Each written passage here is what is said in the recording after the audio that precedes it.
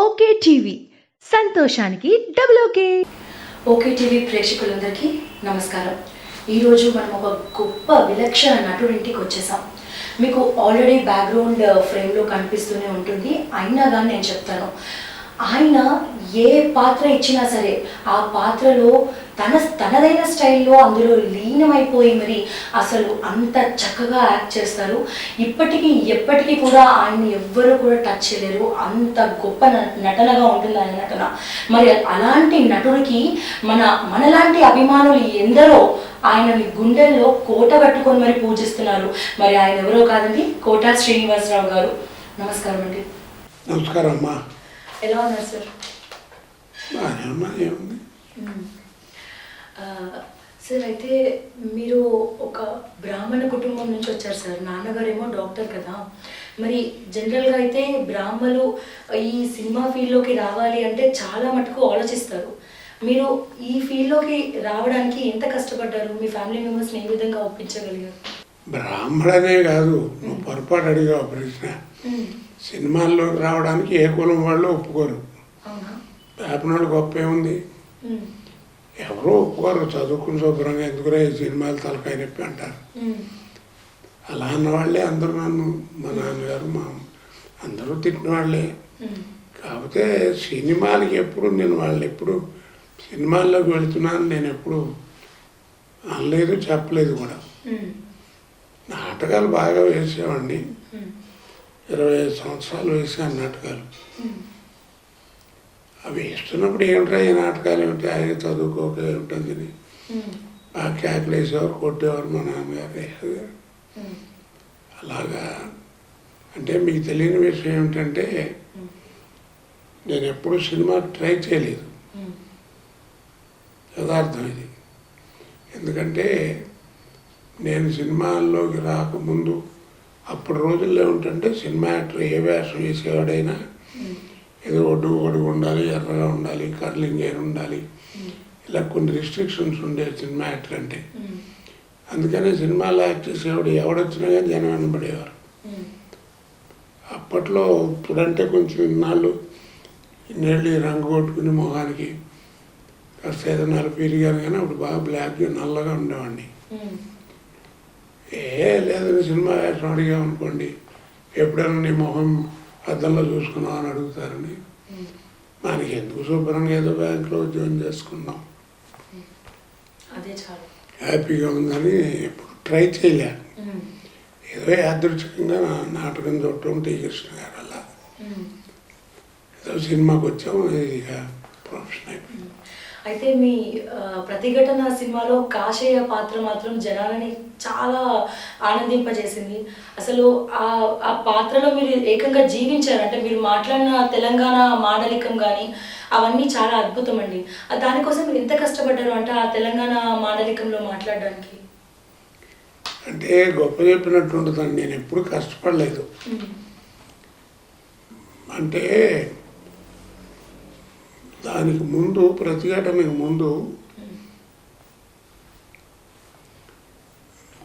ఎండమూరి వీరేంద్రనాథ్ గారు రాసినటువంటి కుక్క అని ఒక నాటిక ఉంది. అంటే అప్పుడు ఇందిరాగాంధీ గారి 20 పాయింట్ ఫార్ములా మీద బాగా ప్రాపగాండా ఉండేది. అప్పుడు ఆ బాండెడ్ లేబర్ మీద ఒక నాటిక రాశాడు ఆయన. అది తెలంగాణ మాండలికంలో ఉంటుంది. అది సినిమాగా తీశారు.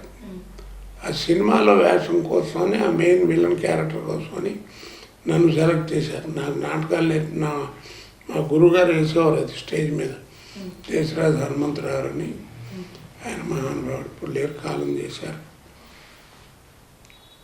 సినిమాకి నేను కదరా వాడైతే కరెక్ట్గా ఉంటాడని ఆయన పెట్టాడు. కొంచెం గట్టిగా తెలంగాణ మాండలికం రావాలి కాబట్టి కొంచెం కాస్త గట్టిగానే ప్రాక్టీస్ చేసి, అంటే రోజు వెళ్ళి వాళ్ళతో కూర్చొని కబుర్లు చెప్తూ ఉంటే వాళ్ళు మాండలికం, వాళ్ళు ఎలా మాట్లాడతారు ఏంటి, కొన్ని పదాలు నేర్చుకుని అట్లా ప్రాక్టీస్ చేయడం జరిగింది. ఈ సినిమా తర్వాతే కదండి మీరు అంటే బ్యాంక్ ఉద్యోగాన్ని కూడా రిజైన్ చేయాల్సి వచ్చింది, ఆఫర్ల మీద ఆఫర్లు రావడంతో? అదేలండి, అంటే నన్ను పేరు తెచ్చిపెట్టేది సినిమా యాక్టర్ అవ్వడానికి కారణమైంది ప్రతిఘటన. దానికి నేను టీ కృష్ణ గారు కాలం చేశారు పాపం. ఆయన రామోజీ గారికి ఎప్పుడు నేను ధన్యవాదాలు చెప్పుకుంటాను. వాళ్ళే సెలెక్ట్ చేసేదో పెట్టారు గమ్మత్తుగా. అయితే మీరు అంటే నేను రిజైన్ చేయలేదండి, వాళ్ళే తీసి పారేశారు. వెళ్ళకపోతే ఏం చేస్తారు? అంటే ఏదో సంవత్సరం సెలవులు పెట్టి మేనేజ్ చేశాను కానీ అంటే అబద్ధం ఆడటానికి కుదరదు. ఏ రైటర్ అన్న అయితే మారు పేరుతో రాసుకోవచ్చు. యాక్టర్ కదా, వంట బాగాలేదు నేను సెలవు తీసుకొని మీరు కనబడుతుంటాం, దేనిపైన అరెస్టులు చేస్తారు. అప్పుడు బాగా స్ట్రిక్ట్గా ఉండేది కదా, 40 ఏళ్ళ క్రితం ఉంటే ఏంటి. వాళ్ళు ఇక రాలేకపోవడంతో ఒక సంవత్సరం ఏదో మేనేజ్ చేసా కానీ తర్వాత అలాంటి డేట్ లోపల నువ్వు జాయిన్ అవ్వాలి, లేకపోతే it is deemed that you are not interested in this field అని ఒక నోటీస్ పంపించారు. అది నాకు అందేటప్పటికీ ఆ డేట్ అయిపోయి 1 వారం రోజులు అయిపోయింది. ఇప్పుడు ఏదో బెంగళూరులోనే ఎక్కడో షూటింగ్లో ఉన్నాను. అలా ఉద్యోగం వదిలేయాల్సి వచ్చింది. అప్పుడు మీ ఇంట్లో వాళ్ళు ఏమైనా ఉద్యోగం ఎందుకు వదిలేసావు అని అట్లా ఏమైనా మిమ్మల్ని అనడం ఇలాంటివి అంటే కొంచెం ఒక సంవత్సరం నేను సినిమా ఫీల్డ్కి వెళ్ళిన తర్వాత ఒక సంవత్సరానికే నేను రిజైన్ చేయటం అది జరిగింది. మా నాన్నగారు అప్పుడు పోయారు. టీ కృష్ణ గారు సినిమా చేస్తుంటే పోయారు క్లైమాక్స్ అప్పుడు అమ్మ అన్నయ్య పోయారు అనుకోండి. ఆయన పోయారు, నరసింహారావు అని, కోట నరసింహారావు అని మా అన్నయ్య. నాకు అసలు నాటకానికి మొట్టమొదటి గురువు ఆయనే. అయితే వాళ్ళు మా తమ్ముడు మీకు తెలుసు కదా శంకర్ వాళ్ళంతా, లాభం లేదు నువ్వు బాగా పాపులర్ అయిపోయావు, బ్యాంక్ చేయలేవని ధైర్యం చెప్పడం. అలాంటి దీని మీద ఇక వాళ్ళు తీసేసారు, ఇంకేం చేస్తాం. అయితే మీ పెళ్ళి గురించి, అంటే మీ పెళ్ళి ఏ ఇయర్లో జరిగింది? మీది ప్రేమ వివాహమా లేకపోతే ఇంట్లో వాళ్ళు కుదిరించిన పెళ్ళా? అంటే ఇవాళ రేపు మీకు ఛానల్స్ కానీ వచ్చినాయి కాబట్టి మీరు క్వశ్చన్ వేయగలుగుతున్నారు. ఇదివరకు ఎవరిని వేసి ఉంటే పడి క్యాబ్లు వేసేవాడిని. వ్యక్తిగతంగా ఎవరైనా ఎవరి లైఫ్ అయినా ఏదో చేసుకుంటారు. అది మీరు అసలు టీవీలో ఎందుకు చూపించాలి, ఎందుకు చెప్పాలి? అది నాకు ఇష్టం ఉండదు. నాది అలాంటిదేం కాదు, చక్కగా పెద్దవాళ్ళు కుదిర్చింది చక్కగా చేసుకున్నాను, హాయిగా అదేం లేదు నాకు.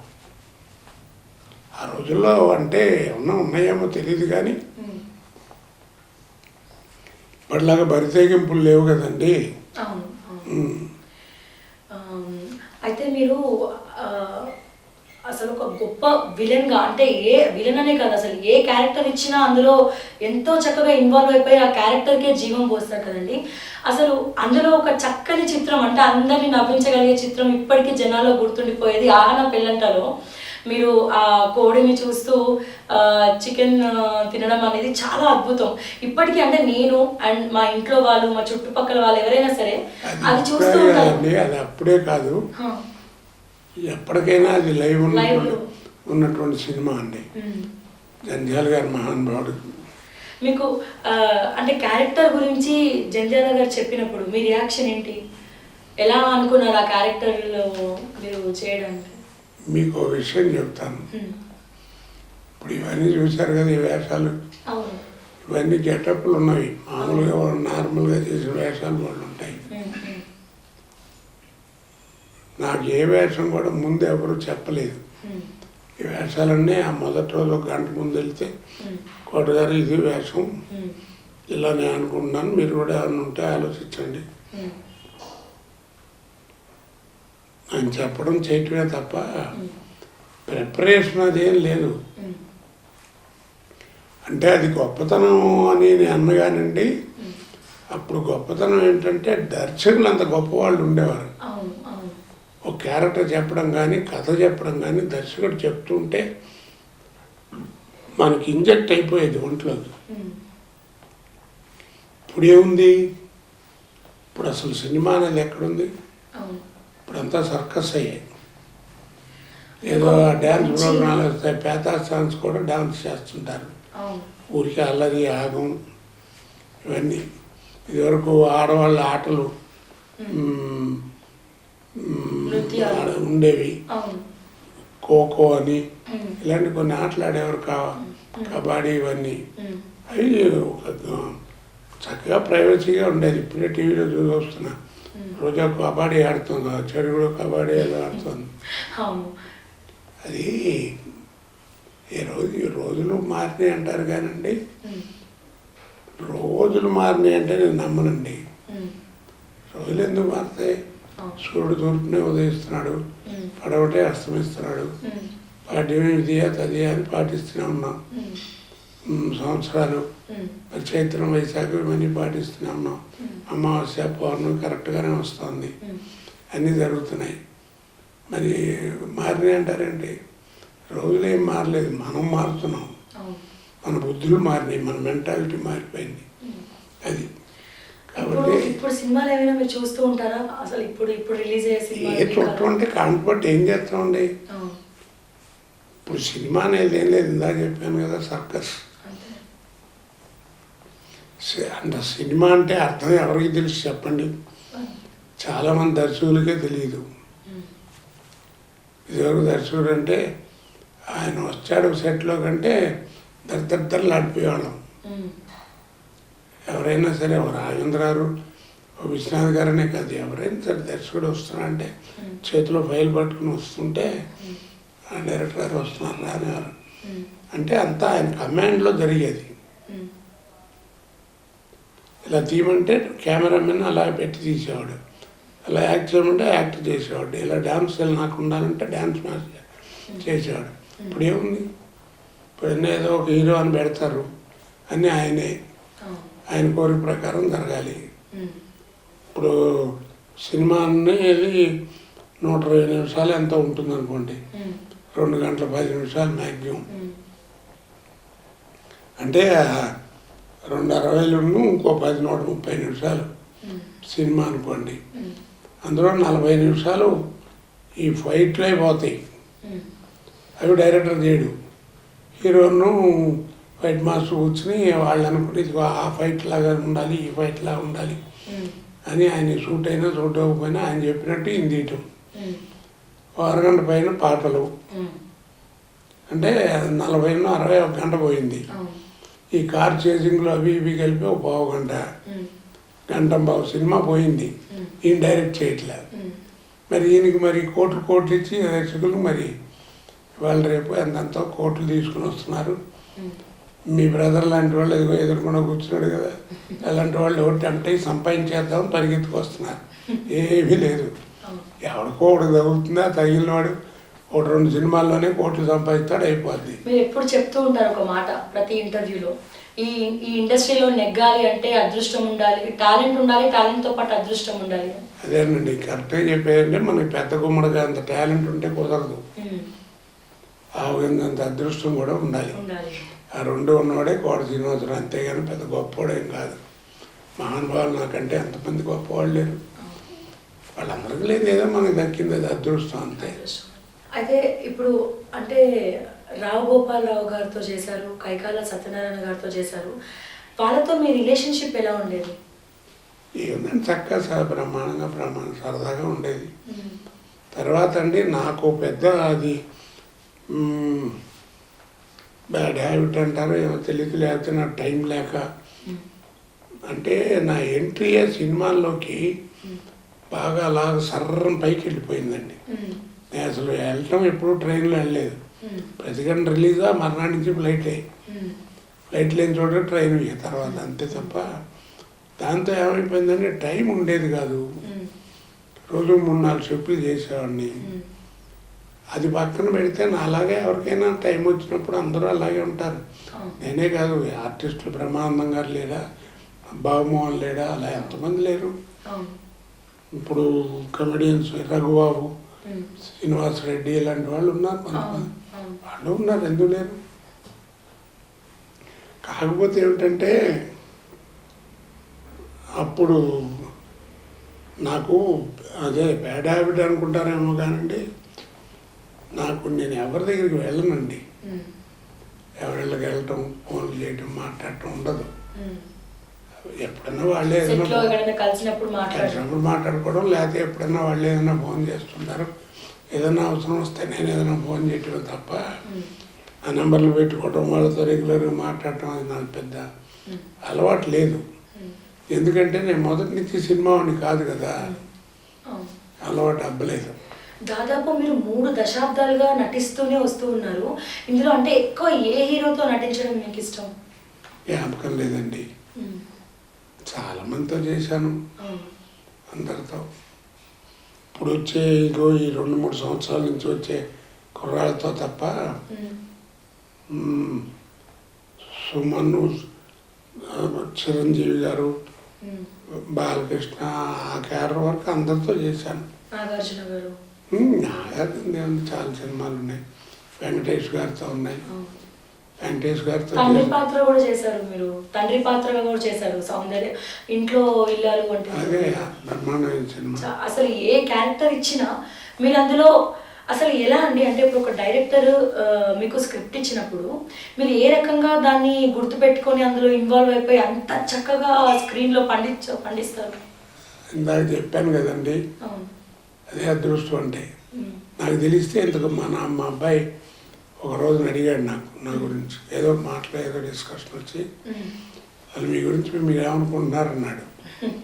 నాకేం తెలియదురా అన్న. అదే మీ సక్సెస్కి కారణం అన్నాడు. అది నాకు నిజంగా చెప్తున్నానండి, నేను పెద్ద పట్టించుకోను. సరే, భగవంతుడు ఇచ్చింది బాగానే ఉంది, చక్కగా మీలాంటి వారందరూ. కాకపోతే నా అదృష్టం ఏంటంటే చదువుకున్న వాళ్ళు, చదువుకోని వాళ్ళు, పెద్దవాళ్ళు, చిన్నవాళ్ళు అందరూ ఫ్యాన్స్ నాకు. తర్వాత ఏమిటంటే నన్ను చాలామంది, నా అదృష్టం ఏంటంటే ఒక ఫ్యామిలీ మెంబర్లా ఫీల్ అవుతారు. మంచి వచ్చినా చెడ్డ వచ్చినా అట్లాగే నా గురించి పాపం అయ్యో అంటారు, అలాగే బ్రహ్మాండం అంటారు. అది ఒక గొప్ప విశేషం, అదృష్టం. అయ్యా, అయితే ఇప్పుడు ఇందాక అబ్బాయి గురించి కూడా మనకి టాపిక్ వచ్చింది.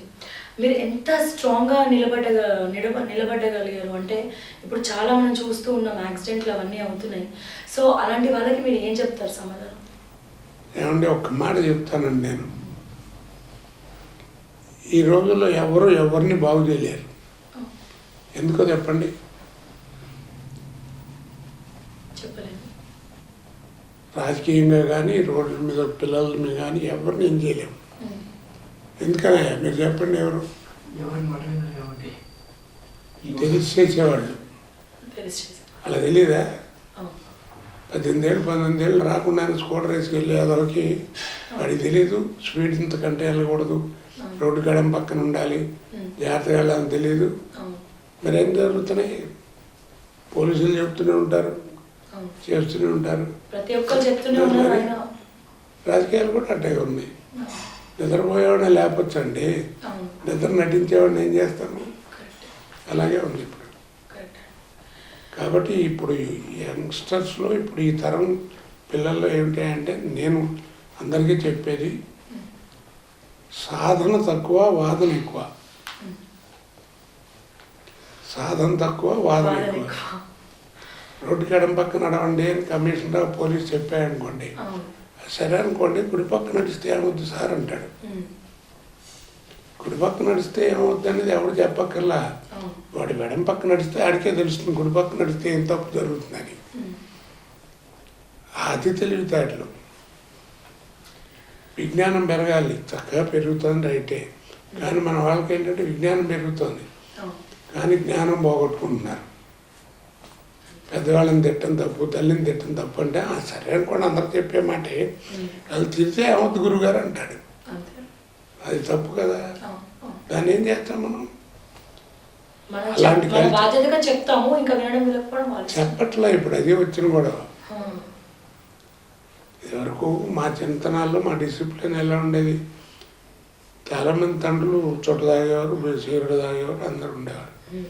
ఎప్పుడన్నా రూపాయి సిగరెట్ ప్యాకెట్ పట్టుకుంటే పట్టుకొచ్చేవాళ్ళం. అదే ఆయన చెవిలో మీ అబ్బాయి బీడీ తాగుతున్నాడని ఎవరైనా చెప్పారనుకోండి, స్కూల్ నుంచి ఇంటికి వచ్చేవాడు మా పని ఏమిటి, నా భర్త నానేసి కొడితే అమ్మడికే నువ్వు బీడీ తాగుతున్నావు అని కొట్టేవాడు. చర్మం ఒలిచిపోయేది.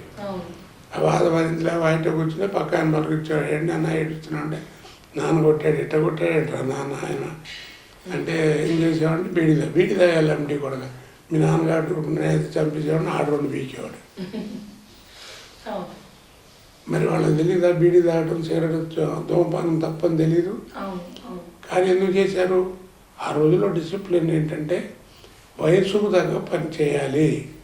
నీ వయసు ఏంటి, నువ్వు చేసే పని ఏంటి, అలా పెట్టుకునే ఒక జీవితం ఒక ఇది సరే అలా జరుగుతుంది. సిస్టమేటిక్గా గడిచిపోతుంది. అదే ఇంగ్లీష్లో సిస్టమేటిక్ అనుకుండా పద్ధతిగా నడిచింది. మీరు విద్యను కూడా మీరు అబ్జర్వ్ చేయండి ఎవరితో ఎప్పుడైనా. విద్య ఊరికే తమాషగా పెట్టలా, జీవితంతో అన్వయించుకు పెట్టారు. జీవితం ఏముంది, 4 స్టేజ్లు: బాల్యం, యవ్వనం, కౌమార్యం, వృద్ధాప్యం. అవునా? చదువు elementary, high school, college, university. మరి ఏమిటి ఎలిమెంటరీ స్కూల్ అంటే ఏంటంటే బోర్డు స్కూల్ అనేవారు, బోర్డు స్కూల్ అంటారా. మరి అక్కడ ఏంటి బోర్డు స్కూల్ అంటే ఏమిటి? మాస్టర్కి మా మాస్టర్ అంటే ఏమన్నా మీ సబ్జెక్ట్ ఏంటంటే ఆయన అటు ఇటు చూసి నాకు ఏం సబ్జెక్ట్ లేదండి, నేను సెకండ్ రేట్ టీచర్ని సార్ అనేవాడు. వాడి ఉద్యోగం ఏం లేదు, బలకట్ట ఆ ఒడ్డు ఈ ఒడ్డు ఈ ఒడ్డు ఆ ఒడ్డు అంతే.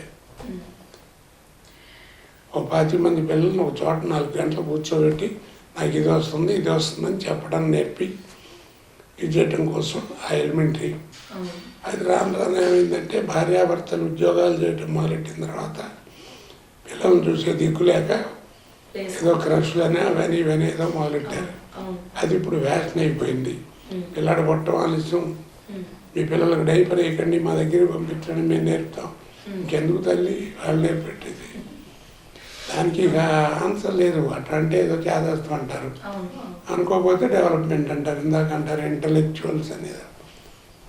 ఎప్పుడు కూడా చాలా జాగ్రత్తగా ఉండాలి, అది మంచి పద్ధతి కాదని అంటే మనం ఏం చేస్తాం? ఇప్పుడు ఏముంది, ఇప్పుడు అన్నీ 5 ఏళ్ళు వచ్చి కుర్రాడి ముందే జరుగుతున్నాయి ఇంట్లో. దాంతో వాడు అడిగినా అడగకపోయినా మన ఇంట్లో మన ఎలా నువ్వు సిగరెట్ తాగుతున్నావు అని అడిగితే నువ్వు తాగట్లేదు అని అంటాడండి. ఆడితే మనకి ఎందుకని అడగడం మానేశారు. దాంతో పిల్లలు సాయంకాలం టిన్ బీర్లు మోటార్ సైకిల్ వేసుకుని ఆ నెక్లెస్ రోడ్డు చుట్టూ తిరుగుతుంటారు, లేకపోతే ఉద్యోగాలు మానేసి సినిమాలను తిరుగుతుంటారు. మరి నేను 25 ఏళ్ళు ఎడ చేశాను ఉద్యోగం, నాకు ఈ పెచ్చలేదు. మరి అద్దం ముందు కూర్చొని అందంగా ఉన్నాం అనుకోవడం చాలా పొరపాటు. అద్దం ముందు కూర్చొని మనం ఏంటనే ఆలోచించుకోవాలి. అందుకు భగవంతుడు ఇచ్చింది అద్దం. నా మొహాన్ని మచ్చ నాకు కనపడదు.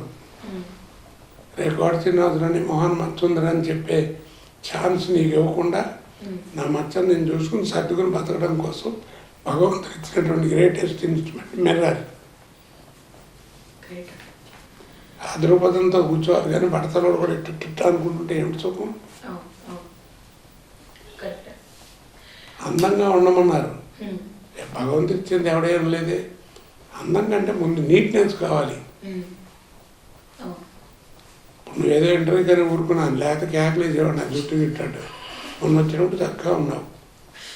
ఇప్పుడు నువ్వు ఇట్లా అన్నావు చూసావా, సినిమాలో చూడు హీరోయిన్లు క్లోజ్ షాట్ పెడితే ఇట్ట అంటమే ఎక్కువైపోద్ది. మరి తెలియదా? అదే నేను చేస్తే శ్రీనివాసరావు ఇట్ట అంటాం తప్ప ఏమొచ్చు అంటారు. ఎందుకంటే ఆ యాక్టింగ్ అనేది వాడికి తెలిసిన వాడు చూడట్లేదు, తెలిసిన వాడు తీయట్లేదు. దాని గురించి వాల్యూ ఉంటుంది. సినిమా అంటే మేక్ బిలీవ్, ఒకటే సెంటెన్స్. సినిమా అంటే మేక్ బిలీవ్, నమ్మించడం, అదే సినిమా. కెమెరా మీరు అందరూ తెలుసుకోవాల్సింది. ఒకటే సినిమా అంటే తమాషా కాదు. సినిమా అంటే మేక్ బిలీవ్, నవ్వకుండా నవ్వించాలి, ఏడవకుండా ఏడిపించాలి. అది ఎంటర్టైన్మెంట్తో కూడినటువంటిది. కాబట్టి దాన్ని ఒక పెద్ద ఇది చేయకూడదు. కొన్ని శ్రీనివాసరావు న్యాచురల్గా ఉంటుంది యాక్టర్ అంటారు, చాలా తప్పది. Acting is an acting. Natural acting అని ఎక్కడా లేదు నీకు సపరేట్గా. అవును అవును వాడు చేస్తే న్యాచురల్గా అనిపిస్తుంది. అంతే. ఇప్పుడు మనకి ఇండస్ట్రీలో మరో కోట కావాలి, మరో కోట శ్రీనివాసరావు రావాలి అంటే ఎలా? అంటే వాళ్ళు మీలాగా తయారవ్వాలంటే ఏం చేయాలి? నన్ను ఎవడు తయారు చేశాడు? ఇండస్ట్రీ అప్పట్లాగా మళ్ళా వచ్చి ఉంటే నాలాంటి వాడు మళ్ళీ ఎవరోడు పుట్టుకొస్తాడు. మహానుభావులు ఘంటసాల గారు ఆయన కాలం చేశారు, బాలసుబ్రహ్మణ్య గారు పట్ల అలా వస్తుంది కాలంలో. నాకు ముందు మన కైకాల సత్యనారాయణ గారు వీళ్ళందరూ మహానుభావులు ఎంతమంది ఉన్నారు. ఎప్పటి నుంచి గోవిందరావు సుబ్బారావు గారు వాళ్ళందరూ అక్కడి నుంచి తీసుకుంటే ఎంత మహానుభావులు. కైకాల గారు, కైకాలు చాలా చివరవాడు. వంగల సుబ్బయ్య గారు, లింగమూర్తి గారు, మరి వెన్నకోట రావణ పంతులు గారు, ఎంతమంది లేరు. లింగమూర్తి గారు, మరి గౌరీనాథ్ శాస్త్రి గారు, తర్వాత నాగభూషణం గారు, ఎస్వి రంగారావు గారు, గుమ్మడి వెంకటేశ్వర గారు మహానుభావుడు, ఎంత గొప్ప యాక్టర్. ఆ తర్వాత కదా నెమ్మదిగా కైకాల సత్యనారాయణ గారు, రావు గోపాలరావు వీళ్ళంతా నెమ్మదిగా వచ్చారు. అలాగే తర్వాత నేను వచ్చాను అంతే. అయితే మీ ఇప్పుడు బయోగ్రఫీ అనేది ఒక ట్రెండ్గా నడుస్తుంది కదండి. అలాగే కోట గారి మీద బయోగ్రఫీ తీయాలి అంటే మీరు అంగీకరిస్తారా? మీ స్టోరీని ఒక సినిమాగా చేసి తీయాలి అంటే ఏముందండి నా గురించి తీయటాన్ని చెప్పండి. నేనేమి జెండా పట్టుకుని స్వతంత్రం వెళ్ళలేదు, ఉప్పు సత్యాగ్రహాలు చేయలేదు. ఏమిటి నా సినిమా బ్యాంకులో పనిచేసేవాడు బలాన్ వారు అబ్బాయి, బలాన్ సినిమాతో మొదలైంది, ఇంతవరకు చేశాడు, మంచి యాక్టర్, అంతే. ఏమిటి బయట బయోగ్రఫీ చరిత్ర ఆలోచించుకుంటే చూడండి ఎంత గొప్పది. రామారావు, నాగేశ్వరరావు మహానుభావులు, అంత గొప్ప నటులు ఉన్నటువంటి రోజుల్లో మరి వాళ్ళంతా కాలం చేశారు, అంత గొప్ప నటులు ఉన్నారే. మరి సావిత్రి గారు అంటే ఎవరికి తెలుసు? ఎంతమంది చూశారు చెప్పండి? ఆవిడెవరో కూడా తెలియదు. మరి ఆవిడ పేరు మీద మహానటి అని సినిమా తీస్తే అఖండమైనటువంటి విజయమైంది మరి. కాబట్టి అదే అంటారు చరిత్ర. అలాంటి వారి గురించి ఏదైనా తీయాలి, కానీ మందే ఉంది. అయ్యో మీరు అసలు సినిమా తీయాల్సింది కాదు. ఇప్పుడు ఇదంతా సినిమా కాదు, మీరు చేసేది చోట్ల ఇంకేం చూస్తారు, ఇంకేం తీస్తారు కదా. అదే మీరు మండలాధీశుడు అనే ఒక సినిమాలో యాక్ట్ చేశారు. దాని తర్వాత మీరు ఒక సంవత్సరం ఎన్నో బాధలు ఎదుర్కొన్నారని విన్నాం. అంటే ఒక రైల్వే స్టేషన్కి వచ్చినప్పుడు మీరు ఒక హీరోని ఇమిటేట్ చేసి దాంట్లో చూపించడం కాదండి. మహానుభావుడు ఎన్టీ రామారావు గారు ముఖ్యమంత్రిగా ఉండేవారు. ఆయన వేషం అది. అయితే మీకు తెలియదు కాబట్టి మీరు చూశారు లేదో, నేను రామారావు గారిని ఏం ఇమిటేట్ చేయలే. నేను చేస్తున్నది కరెక్ట్గా రామారావు కనపడేవాడు నాలో. అరే మళ్ళీ చేస్తున్నాడు అంతా రామారావులా ఉన్నారు అట్లా. నేను రామారావు నేను తిట్టలేదు, దాంట్లో తప్పు కదా. రామారావు గారు తిరిగితే ఎలా తిడతాడు అనేది అటు చేశాను. రామారావు వెధవానాలంటే ఎట్లా అంటాడు అది. తర్వాత ఆయన కలిసాను, తర్వాత ఒక రైల్వే స్టేషన్ లో కూడా గొడవలు వెళ్ళండి, చంపేసేమన్నారు, పెద్దది గొడవైంది. ఏదో ఆయన వర్గం ఉంటుంది కదా. అప్పుడే బాలకృష్ణ కూడా అసలు ఎలా ఫేస్ చేయగలిగారు అంత గొడవలు ఇవన్నీ కూడా? యథార్థం చెప్తున్నాను, నాకు తెలియదండి. ఎలా ఫేస్ చేశాను నాకే తెలియదు. అదే నా లైఫ్లో నేను ఎప్పుడైనా ఇట్లా కూర్చొని ఆలోచించుకుని నాకే అనిపిస్తుంది. నాకు పేరు ప్రఖ్యాతులు అంతవరకు ఇచ్చాడు, కష్టాలు ఇట్టా ఇచ్చాడు. మరి ఈ రెండు సర్దుకుని ఇలా ఉండటానికి ఈ గుండె భగవంతుడు ఎలా ఇచ్చాడో నాకే తెలియదు. ఆలోచించుకుంటే నాకే అర్థం కాదు. ఇంకోడైతే చాలా పాడైపోయేవారు.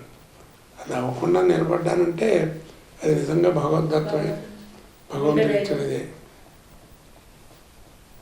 ఏం లేదండి, నేను ఒకటేనండి నేను నమ్మేది, ప్రజలకు ఇప్పుడు కూడా చెప్పేది.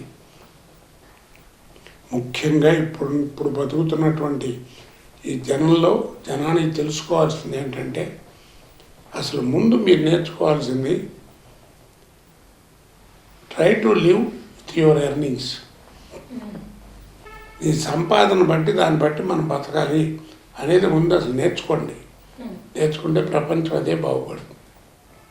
ఇప్పుడు చూడండి ఎంత బాధపడుతున్నాం, ఏ రకంగా అన్నీ గ్యాస్ సిలిండర్ నేను 1970 ప్రాంతాల్లో 70 అనుకుంటా గ్యాస్ స్టవ్ కొనుక్కుంటే మొత్తం సిలిండర్తో సహా 180 రూపాయలకి వచ్చింది. ఇవాళ సిలిండర్ కొనాలంటేనే 1000 రూపాయలు అవుతుంది. అక్కడ కొంటున్నాము, ఇక్కడ టీవీలో వచ్చి రేట్లు ఎట్లా పెరిగినాయి అంటే నీకు అర్హత ఉందా అది పెట్టుకునేది? ఆలోచించుకో. నీకు వచ్చేదేమో 1000 రూపాయలు జీతం, 1000 రూపాయలు మళ్ళీ పెట్టి 900 రూపాయలు పెట్టి వాళ్ళు నువ్వు గ్యాస్ కొంటున్నావు అంటే ఒక్కసారి నీకు నువ్వు ఆలోచించుకోండి. గవర్నమెంట్ వదిలేండి, ప్రభుత్వం ఏం చేస్తుంది? ఆ ప్రభుత్వాన్ని అన్నీ అధికారం మనం ఎక్కడుంది, మనకి ఎక్కడుంది? గవర్నమెంట్ స్కూల్లో చదువుకోమంటే చదువుకోరు, గవర్నమెంట్ ఆసుపత్రిలో వైద్యం చేయించుకోమంటే చేయించుకోరు, ఉద్యోగం వచ్చిన చోట చేయమంటే చేయరు, ఏది గవర్నమెంట్ చెప్పిన ఏం చేయరు. కానీ వీళ్ళకి అన్నీ గవర్నమెంటే చేయాలి. మరి ఇది ఎక్కడ ఇది ఎక్కడ ప్రపంచం? ఇది మంచి అది చెడని నేను అంటలే, ఏ పార్టీ అయినా సరే ముందు మనం చేయాల్సిన మన పని కదా. లేకపోతే అంత ధైర్యం అండి. ఇప్పుడు నేను కనీసం 10 ఎలక్షన్లు ఫేస్ చేసి ఉంటాను. ఎవరు కూడా బయటకు వచ్చి ఓటు కొంటున్నారు డబ్బులతో, ఏమో ఉండేవేమో కానీ ఎవరు చెప్పుకోవడం తెలియదు బయట. ఇప్పుడు టీవీలో కూడా కోట్లు దాస్తున్నారు, పంచాయతీ ఎలక్షన్కే కోట్లు ఖర్చు పెడుతున్నారు. ఇప్పుడు మళ్ళీ ఎమ్మెల్సీ ఎలక్షన్స్ ఒకటి సర్లేండి, ఏదో ఒకటి. అసలు ఆ జీవితం ఏమిటి? మనమే చేయొచ్చు, మనమే చెప్పుకోవడం ఏంటండి అర్థం లేకుండా. కోట్లు ఖర్చు పెట్టారని ఆడు అంటున్నాడు, ఆడు మన అంటున్నాడు రా, వాడికి ఆ ధైర్యం ఏంటి అని జ్ఞానం మనకు ఉండాలి కదా. ఏమైనా రాత్రి నేను టీవీలో విన్నాను, ఏంటి డబ్బులు ఖర్చు పెడుతున్నా అన్నారు, నువ్వు చూసావా నేను తీసుకోవడం అని ఎవడన్నా అడుగుతున్నాడా? కాబట్టి తప్పు మందే, కాబట్టి మనమే అనుభవించాలి. నా ఇది అంతే. అందుకని నేను చెప్పేది ఏంటంటే, నేను చైనా వెళ్ళాను. చైనా వెళ్ళినప్పుడు మనకి తెలిసినటువంటిది ఏంటి ప్రకారం China is a poor country అని, జనాభా ఎక్కువ, బాగా ఆర్థికంగా దెబ్బతిన్నటువంటి రాష్ట్రం అని, దేశం అని మనం అక్కడికి వెళ్ళి చూస్తే అసలు స్వర్గంలో ఉంది. సరే, అక్కడ ఫైనాన్షియల్ కంట్రోల్ ఎవరు అంటే మన ఆర్థిక శాఖ మినిస్టర్ అంట. వారిని అడిగాను, ఏమంటే మేము ఎలా విన్నాము, మరి ఏమిటి నాకు ఇది ఏంటి ఇంత గొప్పగా ఉంది, వాట్ ఇది రీజన్ బిహైండ్ ఇట్, ఏమిటి సీక్రెట్ అని అడిగితే ఆయన ఏం చెప్పకుండా బోర్డు మీద చాక్ పీస్తో రాశాడు ఒకే sentence, no secret, we live according to our earnings. ఇప్పుడు చేసేదేమో ఎక్కడ పని చేస్తున్నాడు? తాలూకా ఆఫీస్లో పనిచేస్తున్నాడు. కలెక్టర్ గారికి ఏమున్నాయో అన్నీ నాకు గుమాస్తాగా పనిచేసి నా ఇంట్లో కూడా కావాలి, మరి ఎట్లా? కాబట్టి కొన్ని అంటే నేను క్రిటిసైజ్ చేస్తున్నాను కాదు, అప్పట్లో ఉన్న దాంట్లో జాగ్రత్తగా ఎలా ఉండగలిగామంటే ఇదే. నేను బ్యాంకులో చేరినప్పుడు 135 రూపాయలు నా జీతం. నేను వదిలేసి వచ్చేప్పటికి నా జీతం 2300 ఎంత అయింది. అందులో గోల్డ్ లోన్లు, హౌసింగ్ లోన్లు, ఏదో స్కూటర్ లోను, అవి పోను చేతికి 1600 ఎంతో వచ్చేది. మరి 1600లో హ్యాపీగా స్కూటర్ మెయింటైన్ చేస్తూ 3 పిల్లలు, సంసారం హ్యాపీగా బతికాను. మరట అంటే అప్పుడు రూపాయి వాల్యూ అంతే అనుకోండి, అది వేరు సంగతి. కానీ ఇప్పుడు ఆ మాట అంటే అప్పటికిప్పటికంటే అప్పటికిప్పటికే ఉంది, రూపాయిలో పెరిగింది నీ వల్లే, అది పెరగలేదు. నా చిన్నతనంలో అమెరికా వెళితే డాలర్ అంతా 15 రూపాయలు 20 రూపాయలు ఉండేది, ఇవాళ 70 రూపాయలు. ఆ రుచి మరిగా అందుకని ఇండియన్స్ అంతా, భారతీయులందరూ ఫారెన్లు పోయి ఆ పరరాష్ట్ర దేశాలకు వెళ్ళిపోయి సెటిల్ అవుతున్నారు. ఎందుకంటే ఆ డాలర్ మోజు, రుచి. అక్కడ చచ్చినట్టు పని చేస్తారు, ఎక్కడ కూర్చోమంటే అక్కడ కూర్చుంటారు, ఎక్కడ ఎలా నడవమంటే అలా నడుస్తారని. ఇక్కడికి వచ్చి ఏంటో బ్లడీ ఇండియా అంటారు. అక్కడ వాడు ఉంటున్నాడు కదా, అందులో ఇక్కడ 90% ఇక్కడ మెయింటైన్ చేయను ఆ డిసిప్లిన్. నేను 3 గంటలు తిరిగాను, ఎక్కడ తిరిగినా కానీ నేను ఎక్కడ చూడలేదు నో స్మోకింగ్ అనే బోర్డు లేదు. స్మోకింగ్ అనే ఉంటుంది. కాకపోతే కలెక్టర్ లాంటి వాడు కూడా ఆ స్మోకింగ్ అని బోర్డు ఉన్న చోటకే వెళ్ళాలి, అక్కడే ఉంచోవాలి, వాడు సిగరెట్ తాగాలి, అక్కడే పారేసి మళ్ళీ మొహం ఏం క్లీన్ చేసుకుని బయట రావాలి. మనకు మళ్ళీ జేబులు పెట్టిన తిరిగి పోయి తిరగడం లేదు. మరి ఆ డిసిప్లిన్ వాళ్ళు మెయింటైన్ చేశారు కాబట్టి వాళ్ళు అట్లా ఉన్నారు. అది మెచ్చుకుంటూ ఇక్కడికి వచ్చి మెచ్చుకుంటూ అక్కడికి వెళ్ళి చచ్చినట్టు పని చేసి మన తెలివితేటలన్నీ అక్కడ అమ్మేస్తారు. ఇవన్నీ ఆలోచించుకుంటే ఎవరు. అసలు ఇప్పుడు ఇండస్ట్రీలో చూస్తే మీరు ఎప్పుడో మొదటి నుంచి కూడా మీరు అందరినీ చెప్తూ వస్తున్నారు, అందరికీ కూడా తెలుగు వాళ్ళకే మొట్టమొదట ప్రిఫరెన్స్ ఇవ్వాలి, తెలుగు వాళ్ళని తీసుకోవాలని. ఇప్పుడు విలన్లు కూడా తెలుగు వాళ్ళు కాకుండా ఎక్కడో వేరే భాష ఉన్న వాళ్ళు, లేకపోతే మన బాంబే నుంచి తెచ్చుకోవడమో అట్లా తెచ్చుకుంటున్నారు, కానీ మన తెలుగు వాళ్ళని ప్రోత్సహిద్దాము అన్నది అందరు మర్చిపోతున్నారు. అసలు దీనికి స్పష్టి చెప్పి మన తెలుగు వాళ్ళనే, అంటే ప్రతి టెక్నీషియన్స్ కావచ్చు, కెమెరా పరంగా కావచ్చు, కొరియోగ్రాఫర్స్ కావచ్చు, అందరినీ తెలుగు వాళ్ళనే తీసుకోవాలి అంటే ఏం చేయాలి?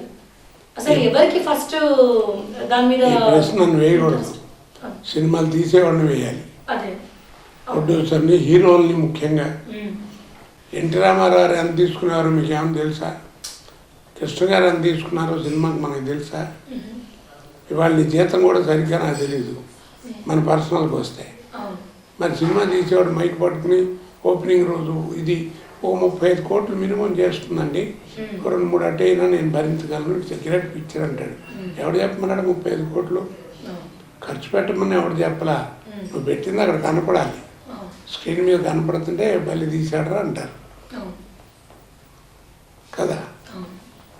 కాబట్టి ఆ జ్ఞానం వాళ్ళకు ఉండాలి, మనమే ఉందండి.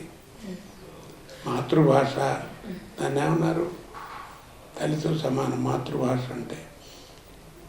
మాతృభాష అంటే ఎంత గొప్పది. బిడ్డ ఎదుగుదలకు మాతృస్థాన్యం ఎంత అవసరమో, బిడ్డ మానసిక వికాసానికి మాతృభాష అంత అవసరం. ఆ జ్ఞానం మనకుంటే బాగుపడతాం. నేను అనేది బతుకు తెరువు కోసం ఏ లాంగ్వేజ్ అని నేర్చుకోండి. ఇప్పుడు అమెరికా వెళ్ళేవాడిని ఇంగ్లీష్ నేర్చుకోవద్దంటే మాతృభాషను విస్మరించడం చాలా తప్పు. ఇవాళ ప్రధాని దగ్గర నుంచి అందరూ చెప్తున్నారు మాతృభాషకు ప్రిఫరెన్స్ ఇవ్వాలి అని. తప్పే ఉందంటో. ఏదో మొన్న ఎప్పుడో ఏదో చీఫ్ మినిస్టర్ గారు నేను 1వ క్లాస్ నుంచి ఇంగ్లీష్ పెడతాను. ఎవడు పెట్టమన్నాడు? నాకు ఎవడు చెప్పాడు ఇంగ్లీషు? నాకు గ్రాడ్యుయేషన్ మీరు వింటే ఆశ్చర్యపోతారు, 1966 నాది. అప్పుడు మరి ఏంటి, mid summer nights dream, Othello అని ఒక కామెడీ, ఒక ట్రాజడీ, షేక్స్పియర్ నాటకాలు ఉండేవి మాకు. ఒక ఇది కాకుండా ఒక 9 టేళ్ళు, దానికి 2 పేపర్లు. మాకంటే ఇంగ్లీష్ క్లాసులు కూడా ఉండేవి, చెప్పేవారు. ఇప్పుడు చెప్పేవాళ్ళు అందరూ, ఇప్పుడు మా ముఖ్యమంత్రి గారు అన్నాడు ఇంగ్లీష్ 1వ క్లాస్ నుంచి చెప్తామని. రాజశేఖర రెడ్డి గారు డాక్టరు, మరి ఆయన ఇంగ్లీష్ ఎవడు చెప్పాడంటే 1వ క్లాస్ నుంచి చెప్పారు ఎవడన్నా. ఆడవాళ్ళు చూసుకొని డాక్టర్ అచ్చిమాంబ, డాక్టర్ సరోజినీదేవి, అక్కడ దాకా మనకు తెలిసిన ఇందిరాగాంధీ గారు, వీళ్ళందరూ ఏంటి ఎలా నేర్చుకున్నారు ఇంగ్లీషు, ఎలా వచ్చింది హిందీ, ఇంగ్లీష్ అన్ని భాషలు మాట్లాడతారు. ఇప్పుడు ఎందుకు మనకి ఆ పురంధేశ్వరి గారు మా చక్కగా మాట్లాడుతుంది. అలాగే సుష్మా స్వరాజ్ గారు ఉండేది మొన్నటిదాకా. ఇప్పుడు ఈవిడ మన ఫైనాన్స్ మినిస్టరు పరకాల ఆవిడ, అవునండి అదే ఫైనాన్స్ మినిస్టర్, అదే చెప్తున్నా. మరి ఆవిడ ఎంత చక్కగా మాట్లాడతారు. ఎలా ఎవరు వీళ్ళందరూ ఏమన్నా ప్రత్యేకంగా ఇంగ్లీష్ కావాలని నేర్చుకున్నారా ఏంటి? ప్రాధాన్యత ఇవ్వాలండి, జాగ్రత్తగా నేర్చుకోవాలి. దానివల్ల మనకే మంచిది. తెలుగు భాష ఎందుకు పాడైపోయిందంటే మాతృభాష అన్నాం, ఆ మాతృత్వం దగ్గరే పాడైపోయింది. జన్మనిచ్చిన తల్లే అమ్మ అని విలువించుకోవడానికి సిగ్గుపడుతోంది. మా అబ్బాయికి రైమ్స్ వచ్చినాయి, మా అమ్మాయికి రైమ్స్ వచ్చినాయి అని చెప్పుకున్నారు తప్ప అమ్మ తాత అని పిలిపించుకోవడం లేదు. దానికి మనం ఏం చేస్తాం అనిపిస్తున్నారు. అది ఇప్పుడు నేను అనేది అదేనండి, ఇందాక మీరు వేసిన ప్రశ్నకి సినిమాయే కాదు అన్ని చోట్ల కూడా. ఇప్పుడు ఒక సినిమా యాక్టర్లు నటినట్లే కాదు, మన కెమెరామెన్లు, ఆర్ట్ డైరెక్టర్లు ఎంతమంది బాధపడుతున్నారు. ఏం మనలో తెలుగులో ఏం తక్కువ ఉంది నీకు? నేను అట్లా అని పరభాష నటుల మీద ఎప్పుడు మాట్లాడినండి. వీళ్ళు పొరపాటున ఊరికే టీవీలో పరభాష వాళ్ళు అంటే ఇష్టం ఉండదు కోటగారికి అంటుంటారు, కానీ తప్పది. నీకు దమ్ముంటే నజీరుద్దీన్ రాని బట్టరా, నజీరుద్దీన్ షాన్ బట్టరండి, నానా పాటేకర్ని బట్టరా, అమితాబ్ బచ్చన్ బట్టరా, లేకపోతే మమ్ముటి గారిని బట్టరా, మోహన్ లాల్ గారిని బట్టరాన్ని. వాళ్ళ దగ్గర నేను నౌకరు వేషం వేయడానికి కూడా నాకేం సిగ్గుపడినావు. నువ్వు దిక్కుమాలిన వాళ్ళందరినీ తీసుకొచ్చి హీరో ఇంత ఉంటాడు, ఆడు అంత ఉంటాడు తాడిలాగా, ఈడెట్ట మారుతుంటే ఆడెట్ట మారుతుంటాడు, ఈడాన్ని గుర్తితే మాత్రం ఆడెళ్ళి ఫ్యాక్టరీలో పడతాడు. ఒకటే ఊరికే ఓవర్ యాక్టింగ్ చేస్తారు. ఇదంతా కాదు, ఓవర్ కాదు. సినిమా అంటే మేక్ బిలీవ్, నమ్మించాలి చక్కగా. ఆ 2 గంటలు ఏదో రాఘవేంద్రరావు ఒకప్పుడు చెప్పారు, ఎందుకు ఊరికే డిస్కషన్ చేస్తారు సినిమా అనేది, చక్కగా ఏదో డబ్బులు పెట్టి వాళ్ళు ఈ సినిమా చూడటానికి వస్తున్నారు, ఆ 2 గంటలు కాసేపు ఎంటర్టైన్ చేసి పంపించాలి. ఏ న్యాచురల్ అంటే సినిమాలో పాటలు ఉంటాయి, అసలు పాటలు ఎట్లా వస్తాయి, వాయిద్యాలు ఎట్ట మోగుతున్నాయి పాటలు, అవన్నీ ఒకటి చేస్తూ మరి కాదంటే ఎట్ట, అన్నీ అది వాళ్ళకి తెలుసండి. 25 కోట్లు 30 కోట్లు పెట్టి సినిమా అంటున్నారు, అన్ని కోట్లు సినిమా పెట్టి తీస్తున్నారు కదా, అది 2-3 భాషలో తీస్తున్నారు కదా. నేనేమంటానంటే నువ్వు ఏ భాషలో తీసినా హీరో అతనే, డైరెక్టర్ వాడే, లొకేషన్ అదే. నేనేమంటానంటే ఏ భాష తీసేటప్పుడు ఆ భాష నట్టుని పెట్టుకోండి. ఇప్పుడు తెలుగు అనుకోండి, 60 యాక్టర్ని తీసుకొచ్చి పెట్టుకోవడం ఎందుకు? తెలుగు 60 అన్నింటిలోనూ మీరు వేయాలంటే ఆడి దగ్గర 30 రోజులు తీసుకుంటున్నారు. అదే నువ్వు 60లోనే యాక్ట్ చేయాలి అంటే 10 రోజులు సరిపోద్ది కదా, మరి బోల్డ్ మిగల్సిన అవతల. అలా నువ్వు చేసుకుంటే తెలుగు వాళ్ళు బాగుపడతారు, తెలుగు సినిమా కూడా బాగుపడుతుంది. ఒక లాంగ్వేజ్లో దెబ్బతిన్నా ఒక లాంగ్వేజ్లో డబ్బులు వస్తాయి, ఏదో చేయటం. అసలు ఆ ప్రయత్నం తెలియకండి, ఇవన్నీ అన్నీ తెలుసు. మైకి పట్టుకుని తెలుగు వాళ్ళం అని ఓ మాడుతుంటారు రాజకీయాలు. ఇందాక చెప్పాను కండి, నాకు తెలియని విషయం కాదు ఇది. ఓ చెప్పడం ఎందుకు, 1994లో అదిగోండి అయ్యప్ప దేశంలో ఉన్నాను అప్పుడు, అప్పటి నుంచి ఉంది నాకు ఈ గోల, తెలుగు వాళ్ళని తీసుకురండి పైకి అని. సింగిల్ మ్యాన్ ఆర్మీ లాగా పోట్లాడుతూనే ఉన్నాను. నేను మాట్లాడేది తప్పు అయితే మరి నన్ను ఎప్పుడో బయటికి పంపించేవారు. మరి ఇంతకాలం ఇండస్ట్రీ ఎందుకు పోషించింది? కాబట్టి అలా ఆయన మాట్లాడేది కరెక్టే, కానీ మనం చేయలేమని ఊరుకుంటున్నారు. కానీ ఎందుకు మేము మాడతామని ఏమన్నా తిడతామా పెడతామా? ఇప్పుడు ఒక సినిమా హిట్ అయ్యాక దాంట్లో డైరెక్టర్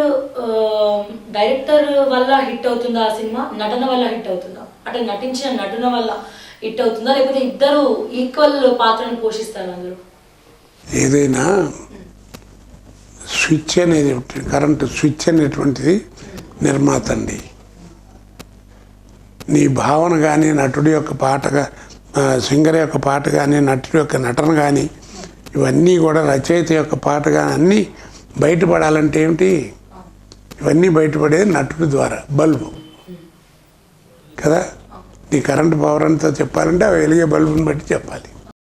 కరెంటు బల్బు లాంటి వాడు నటుడు, కనపడని కరెంటే దర్శకుడు. మహానుభావుడు, ఆయన గొప్పతనం ఆయనది ఎప్పుడూ ఉంటుంది. కాకపోతే ఏంటంటే మనం చేయటం అనేది, అది ఇందాక మీరు నేను అన్నానే, అది మనం చేయటంలో మన విశేషం, మన యొక్క టాలెంట్ బయటపడుతుంది. అంతేగాని డైరెక్టర్ ఇది చెప్పకుండా నేను ఎట చేస్తాను, అది బాగాలేదండి ఇది పెట్టుకోండి అని అంటాను, చెప్పు తీద్దంటారు, ఊరుకుంటారేంటి? దర్శకుడే. అది కరెక్ట్గా దర్శకత్వం చక్కగా చేసిన సినిమాలు పాతకాలంలో అన్నీ చక్కగా ఆడినాయి. ఇప్పుడు అన్నీ ఏంటి, 50 సినిమాలు రిలీజ్ అయితే 3-4 సక్సెస్ అవుతున్నాయి. ఒక్క సినిమాకే మీరేమో ఇంటర్వ్యూ వాడికి కాల్మీ కాలేజ్ వెళ్ళా ద థింగ్ ఈజ్ అని గడ్డలు పెంచుకుని ఏదో పెద్ద ఇంటర్వ్యూలు కథలు ఏంటండి అది. కృష్ణ గారిని పిల్లలు ఇంటర్వ్యూకి ఎంత చక్కగా కూర్చుంటాడు ఇప్పటికి కూడా. ఓ నమ్రత పద్ధతి ఏం తెలుసు అని ఇంటర్వ్యూ ఇస్తున్నారు. అడిగి ఒక సినిమా సక్సెస్ అయిపోద్దా? పెద్ద వింత ఏంటంటే ఓ హీరోయిన్ పెడతారు, ఇప్పుడు తెలుగులో అడుగుతుందో ఆవిడ ఇంగ్లీష్లో చెప్తూ ఉంటుంది. మరి చూసేవాడు ఏ భాషలో చూడాలో తెలియదు. ఎందుకే ఇంటర్వ్యూ ఆవిడకి? ఏంటంటే మీ ఛానల్స్ ఏంటి, మీ టీవీలు ఏంటి, ఏమిటి దానికి? పైగానేమో ఈటీవీ తెలుగు, TV9 తెలుగు, కింద తెలుగు ఎందుకు మళ్ళా? చెప్తున్నానండి, ఆ భాష మీద మనకు జ్ఞానం ఉండాలి, మనకు నమ్రత ఉండాలి, ఆ భాష మీద గౌరవం ఉండాలి, ప్రేమ ఉండాలి, అంతే తప్ప లేకపోతే ఏం జరుగుతాయి ఇవన్నీ? ఇదివరకు మా చిన్నతనాల్లో ఆంధ్రపత్రిక, ఆంధ్రప్రభ, విశాలాంధ్ర, అలాగే ఇండియన్ ఎక్స్ప్రెస్, ది హిందూ అంటే పెద్ద పేపర్, మంచి గొప్ప పేపర్. వాటిలో ఏమిటి, ఎవరన్నా ఒకరి గురించి రాయాలంటే ప్రచురించడానికి వీలు లేనటువంటి దుర్భాషలతో ఆయన మాట్లాడాడు అన్నటువంటిది వేసేవారు. ఇప్పుడు అట్ట కాదు కదా, వాడు ఏదైనా తిడితే ఆ తిట్టిని ఇక్కడ వేసేస్తున్నారు, చూపిస్తున్నారు. తర్వాత ఈ ప్రేమ మాతులు అవి ఇవని, ఏదో వాడి పేక తిరిచాడు, అక్కనే చంపాడు, నాన్నని చంపాడు, ఇవన్నీ ఏంటంటే వార్తలు వినటానికి బాగుంటాయండి, చూపించకూడదు. అంటే నా ప్రకారం ఏంటంటే నాలాంటి వాడు పాడవుతాడని కాదు, పిల్లలండి, వాళ్ళ మనస్తత్వాలు పాడవుతాయి. ఇప్పుడు సరిగ్గా అదే అడుగుదాం అనుకుంటున్నానండి, ఎందుకంటే ఇప్పుడు వచ్చే సినిమాలు మన యువత మీద ఏమైనా ఇంపాక్ట్ అవుతుందా? అంటే ఆ స్టోరీలో వాళ్ళు ఇన్వాల్వ్ అయిపోవడం, అంటే ఇప్పుడు జరిగే ఎప్పుడు కూడానండి సినిమా ఇంపాక్ట్ ప్రజల మీద ఎప్పుడూ ఉంటుంది. ఆ రోజుల్లో లేవు, రామారావు ప్యాంట్లు, సోహన్ బాబు గారి షర్ట్లు, వాణిశ్రీ చీరలు, హిందీ యాక్ట్రెస్ ఉండేది, సాధన కట్టు, క్రాఫ్, ఇదంతా ఎన్ని లేవు ఆ రోజుల్లో. దేవానంద్ కట్స్, క్రికెటర్లు వాళ్ళు, ఆయన పేరెంట్ సింగ్ ఉండేవాడు ఒకతను, అతను కాలరెట్ట పైకి ఎత్తుకుని ఆడేవాడు క్రికెట్. ఆ స్టైల్స్ అన్నీ ఉన్నాయి, కాకపోతే ఏంటంటే లిమిట్గా ఉండేవి, అంతవరకే ఉండేవి. ఇప్పుడు ఏమిటంటే ఇప్పుడు సినిమా ప్రభావం లేదు, మనుషుల ప్రభావం సినిమా మీద పడింది. ఇప్పుడు చూడండి, నేను 150 క్యారెక్టర్నే వేసి ఉంటా, పొలిటికల్ క్యారెక్టర్లు, మరి అవన్నీ అక్కడి నుంచి వచ్చినాయి. ఇవి చూడబట్టే ఆ టీవీలో, అసెంబ్లీలో అవి ఇవి చూస్తుంటే ఏవో ఎక్కడో తగులుతుంటే బ్రెయిన్లో పెట్టుకుని దాన్ని ఏదో చేయటం అంతే. అది నటుడి లక్షణం, నాకే కదా, ఎవరికైనా నటుడికి నష్టం అది. అలా చేసిన వాడు కాస్త సక్సెస్ అవుతాడు, లేనివాడు మామూలుగా రొటీన్ అంటాం. ఇప్పుడు కొత్తగా రావాలి సినిమాల్లోకి అనుకున్న వాళ్ళకి మీరు ఎలాంటి సలహాలు ఇస్తారు? నటన గురించి కావచ్చు, లేకపోతే వాళ్ళ భవిష్యత్తు గురించి కావచ్చు. ఏం అక్కర్లేదని నేను చెప్తున్నాను. ఏదో యాక్టింగ్ ఇన్స్టిట్యూట్లో 6 నెలల పని నేర్చుకుని వచ్చానండి, 3 లక్షలు తీసుకున్నారు, ఇవన్నీ అరికదలండి. 12 లక్షలండి అమెరికాలో అయితే.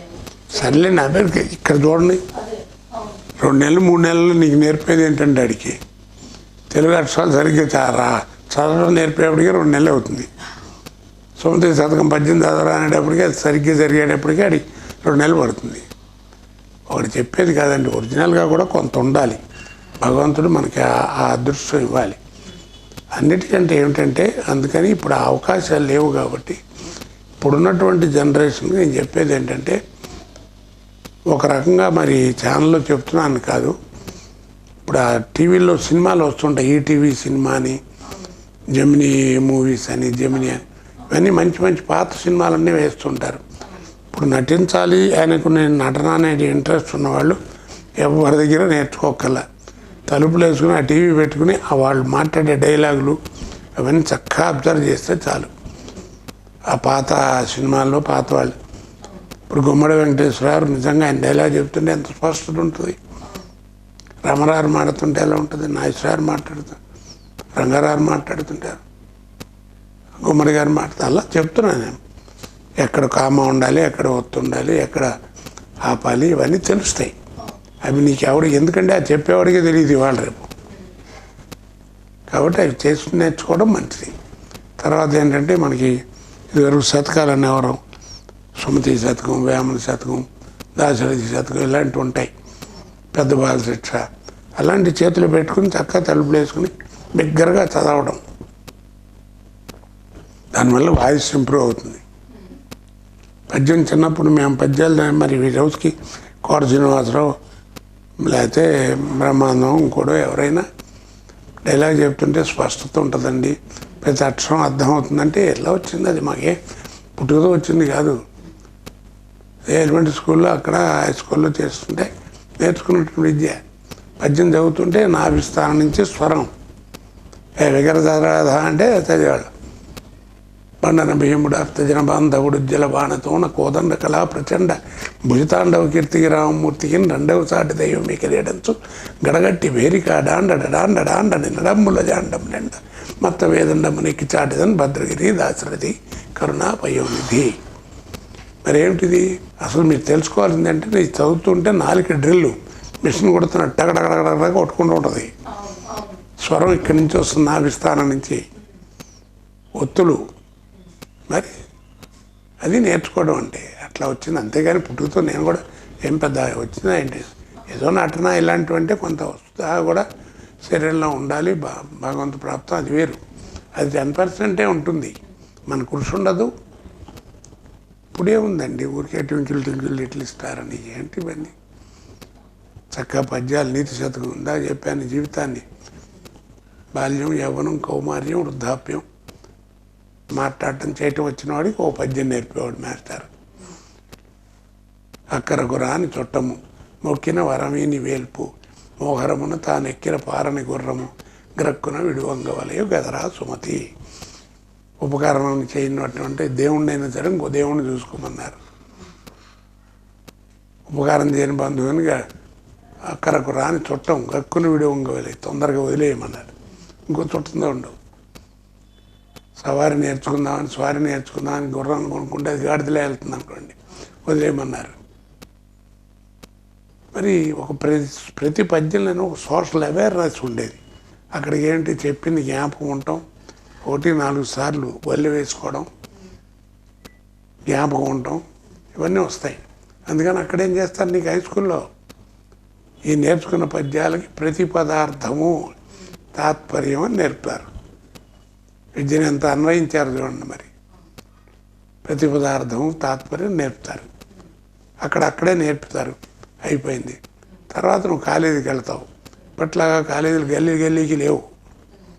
అప్పుడు డిస్ట్రిక్ట్ హెడ్ క్వార్టర్స్లోనే కాలేజీ ఉండేది, లేకపోతే పెద్ద పెద్ద పట్టణాల్లో ఉండేది. గుంటూరు, కాకినాడ, ఇలా రాజమండ్రి అలాంటి ఊళ్ళలో, లేకపోతే డిస్ట్రిక్ట్ హెడ్ క్వార్టర్స్. అట్లా గల్లీకి కాలేజీ, ప్లే గ్రౌండ్ లేకుండా ఫీజులు తోసి ఇవన్నీ ఇప్పుడు లేవు కదా. తర్వాత ఏంటంటే బలవారు అబ్బాయి కాలేజీలో చదువుతున్నాడు పేదవాళ్ళు అంటే అది పెద్ద పేరడికి. మా నాన్నగారు అనేవాడు, రేయ్ జాగ్రత్త చదువుకొని నేను చెప్పడం కాదు, నేనేం చెప్పక్కర్లా. అందరూ వచ్చేవారు, డాక్టర్ గారు మీ తర్వాత ఇంకెవరు లేరా, మీ అబ్బాయిలు ఏమన్నా చదివించాను సార్ అంటుండేవాడు. రేపు వింటున్నారుగా వాళ్ళ మాటలు, సిగ్గు తెచ్చుకుని అది చూసి చదువుకోండి నేను చెప్పను అనేవాడు మా నాన్నగారు. మా ఫాదరు, మా మదరు 60 సంవత్సరాల క్రితం తీసిన ఫోటో అది. మరి చదువుకుంటానే వెళ్ళాము. కాలేజీకి వెళ్తే ఎవరు రారు. వాళ్ళు బట్టలు చదువుకుని ఓ పెట్టిలో పెట్టుకుని నువ్వు వెళ్ళాలి. వెళ్తే ఏంటి అక్కడ జాగ్రత్త నాయన, ఎవరు ఉండం మేము, నువ్వే చూసుకోవాలి పరిస్థితులు, మనుషుల్ని చూసుకుని జాగ్రత్తగా మసులుకుని జాగ్రత్తగా బతుకొని చెప్పడం. దానికి పద్యం ఏంటి, ఉప్పు కప్పు రంబు ఒక్క పోలికనుండు చూడ రుచులు జాడవేరురా పురుషులందు పుణ్యపురుషు వేరురా విశ్వదాభిరామ వినరవేమ. ఎంత నీతి ఉందంటో. Social awareness. కాలేజీకి వెళ్తే ఎవరు ఉండరు నాయన, అందరూ మనుషులే, అందులో మంచి చెడ్డ జాగ్రత్త చూసుకొని. ఇక ఆ తర్వాత నువ్వు నీ ఇంటెలిజెంట్ కాలేజీ ఇవన్నీ పోస్ట్ గ్రాడ్యుయేషన్ అవన్నీ తర్వాత చెప్తున్నా. జీవితాన్ని అన్వయించేశారు. ఊరికే చదువుని ఇప్పుడేంటి గాలిగా చదువుతీ గాలిగా చేయటం, దాంట్లో ఉన్న అర్థం తెప్పుకోవాలి. ప్రతి వస్తువుకు ఒక విలువ ఉండేది. అర్థం ఇందాక చెప్పాను కదా అది. అలాగే భాషలో ప్రతి మాటకి ఒక అర్థం. ఊరేగింపు అంటాం. ఊరేగింపు అనేది లేదు. ఆ రోజుల్లో ఏంటంటే మా చిన్నతనాల్లో అగ్నిసాక్షిగా పెళ్లి చేసుకునేవాళ్ళం. నాకు 1968లో పెళ్ళైంది, మార్చి 16. రేపు మా 16కి కరెక్ట్గా 52 సంవత్సరాలు ఎంత అవుతుంది పెళ్ళి. చెప్తున్నాను, అప్పుడేముంది అగ్నిసాక్షిగా పెళ్ళి, ఈ రిజిస్టర్ మ్యారేజ్లు ఏం లేవు. అందుకని ఏంటంటే పెళ్ళైన తర్వాత ఇది నా పెళ్ళం కాదని అంటే ఎట్లా మరి, వీడు నా మొగుడు కాదంటే కష్టం కదా. అందుకని పల్లకిలో కూర్చోబెట్టి ఊరంతా తిప్పేవారు. ఊరేగింపు అనేవారు అంటాం మనం. కాదు, అది ఊరేగింపు కాదు, ఊరికి ఎరిగింపు. లేదంటే ఆ రోజు చూశాను, వీళ్ళు పసుపు బట్టలు కట్టుకుని చక్కగా వచ్చారు, గుళ్ళోకి వెళ్ళారు, ఆశీర్వచనం తీసుకున్నారని చెప్పడానికి కోసం. తర్వాత ఏదో రిజిస్టర్ ఆఫీసులో అవి వచ్చినాయి. మరి ఎంత ప్రతి పదంలోనే ఎంత అర్థం ఉంది తెలుగులో, అలా ప్రతి భాషలోనూ ఉంటుంది. దిక్కుమాలిన జీవితం అంటారు. దిక్కుమాలిన అనే పదం లేదు.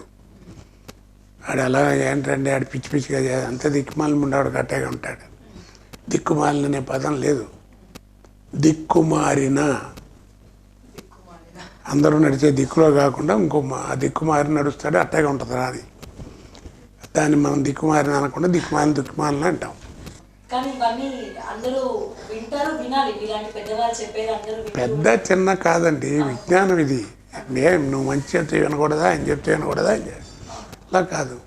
అలాంటప్పుడు మన మ్యాథ్స్లో ఎంత ఎలిమెంటరీ స్కూల్ టీచర్ అంటే 20 ఏళ్ళు అట్లా ఉండేవారు. మరి వాడు చెప్పట్లా. అది కాదండి, మంచిని తెలుసుకోండి. అది దాంట్లో ఉన్నది ఎందుకు పెట్టాడో అని ఆలోచించండి. ఇది ఎందుకు సృష్టించబడింది.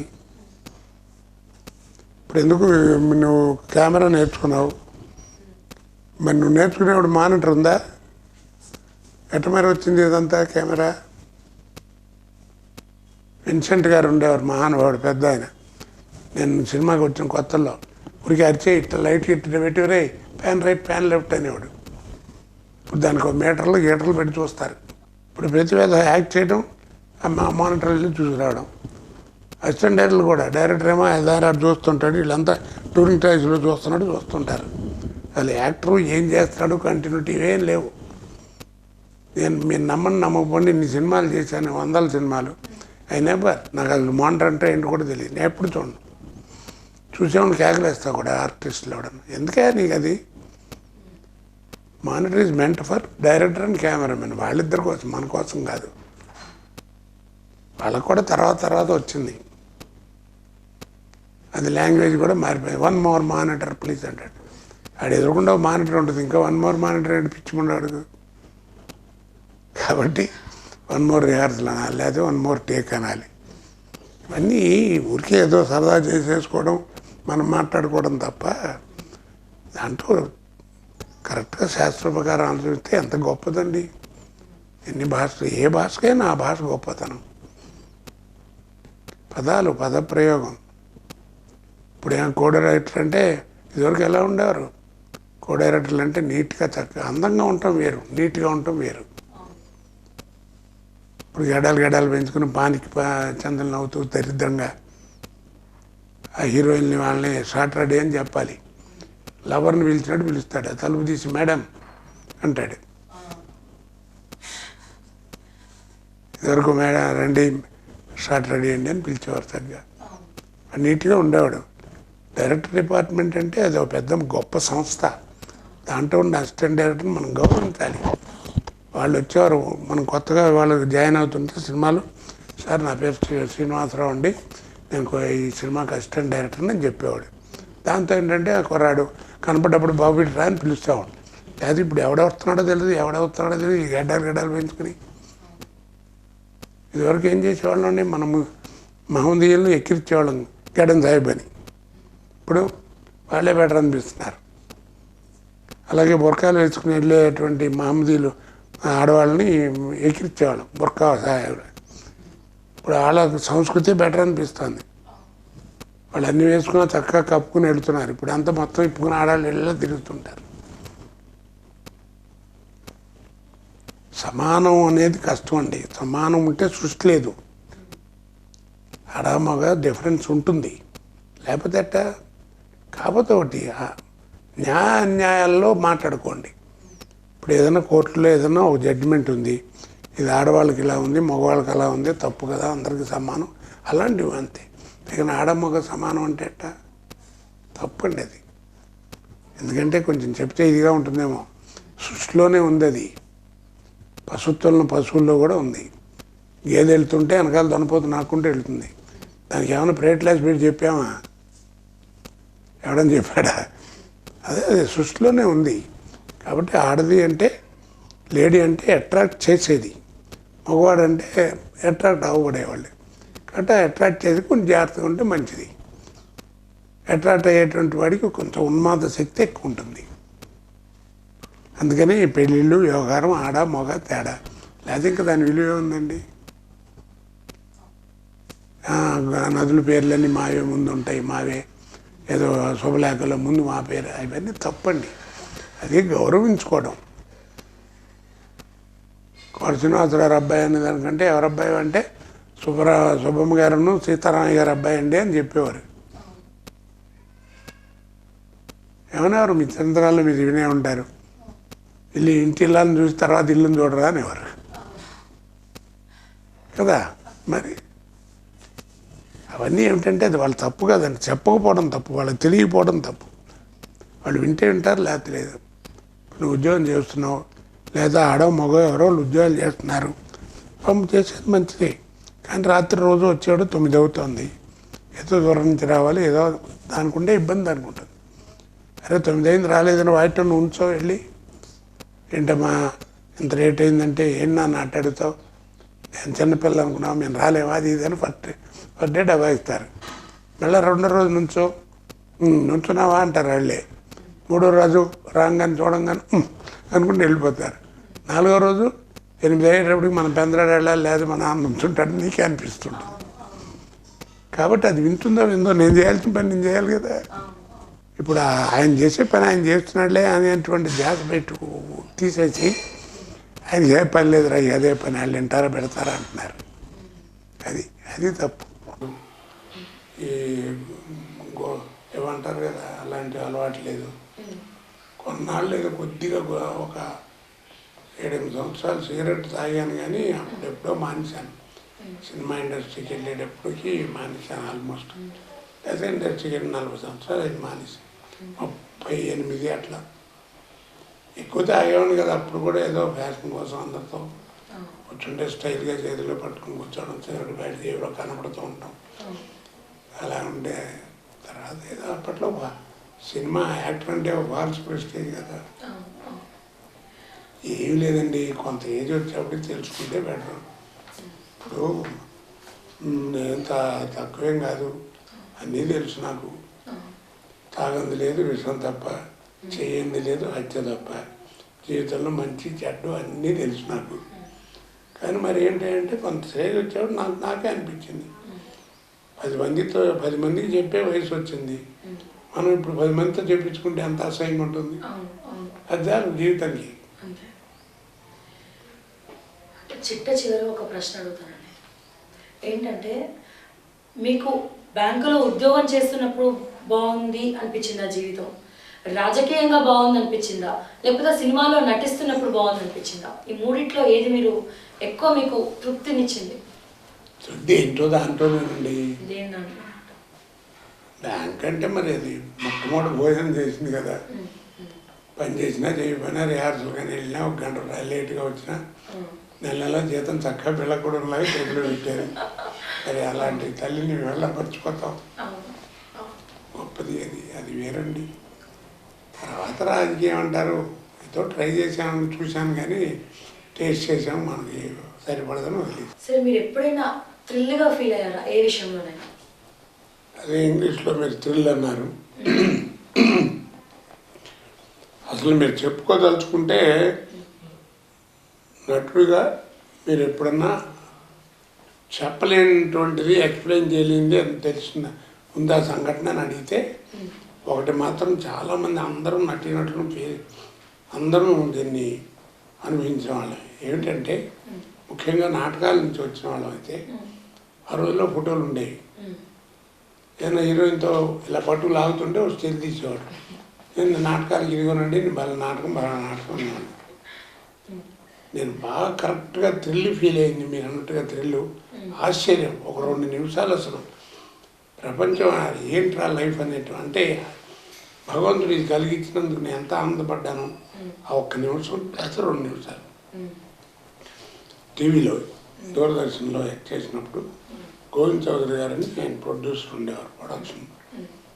ఆయన ఆ రోజుల్లో ఏంటంటే చేసిన వెంటనే ఒకసారి చూపించేవారు. ఆ రోజుల్లో ఏంటంటే పెద్ద న్యూసెన్స్ చాలా జాగ్రత్తగా ఉండాల్సి వచ్చేది. గంట సేపు నాటకం అయితే చివరి 40 నిమిషంలో ఏదైనా తప్పు చెప్పామన్నమాట మళ్ళీ మొదటి నుంచి చేయాల్సి వచ్చేది. ఎందుకంటే రిహార్సల్ అవి ఉండేవి అప్పట్లో. ఆయన మొట్టమొదటి నేను ఎవరేమనుకుంటారు లేదు, నేను మాత్రం ఫీల్ అయింది. అరే ఒకసారి చూసుకుంటారా మీరు యాక్ట్ చేసింది అన్నాడు ఫస్ట్ డే. వెళ్ళి ఆయన రూమ్లో చూసాం, ఆ టీవీ ఆన్ చేశాడు. ఒక 2 నిమిషాలు నేను థ్రిల్ ఫీల్ అయింది. ఎక్కడంటే మీరు అన్నట్టు ఆ నాటకాల్లో ఫోటోలు ఉంటాయి, కానీ నేను నడిస్తే ఎట్లా ఉంటాను, మాట్లాడితే ఎట్లా ఉంటుంది, కన్రెప్పలు ఎట్లా వాల్చి తెరుస్తాం, నేను నడిస్తే ఎట్లా ఉంటాను, పక్క వాళ్ళని అడిగి వస్తున్నాను, ఇవి ఎవరికి తెలియవు.